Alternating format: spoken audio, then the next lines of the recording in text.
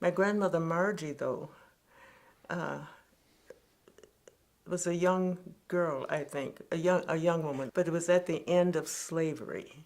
And the people that she worked with did not tell her slavery was ended. And I think that was true of many stories that I heard from, like Lena's mother, the same story as my grandmother Margie. But my grandmother Margie was an excellent cook. But she had two small children, my mother and her brother. And my mother must have been 5 or under, but she remembered that fact that she could remember how they escaped from that farm tells me that she was probably 5 at least. And grandmother Margie decided to run away. So the people that she worked with wanted her to be happy, so they gave her all of their leftover clothes. And she did put that on to try to escape one night. And she would travel at night and sleep in ditches if she heard anything coming or anyone coming, so that she wouldn't be discovered. And my mother said it's a wonder they weren't bitten by snakes. But then the family found her and made her come back home, come back to the farm.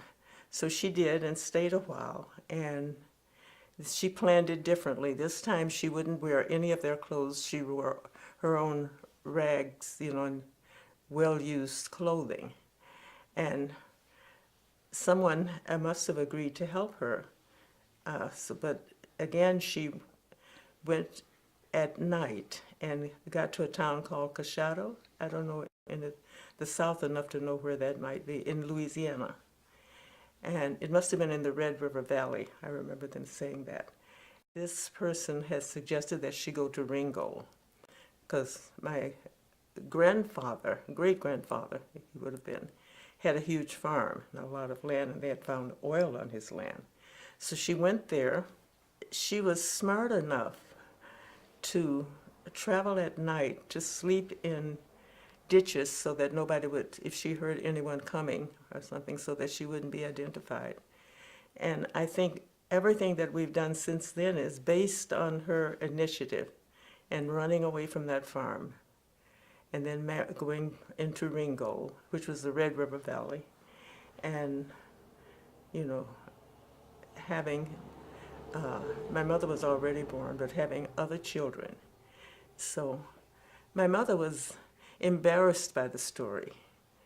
She didn't want anyone to know that, but I think it just, to me, shows how each generation, the next generation is built on the sacrifices of, like your children.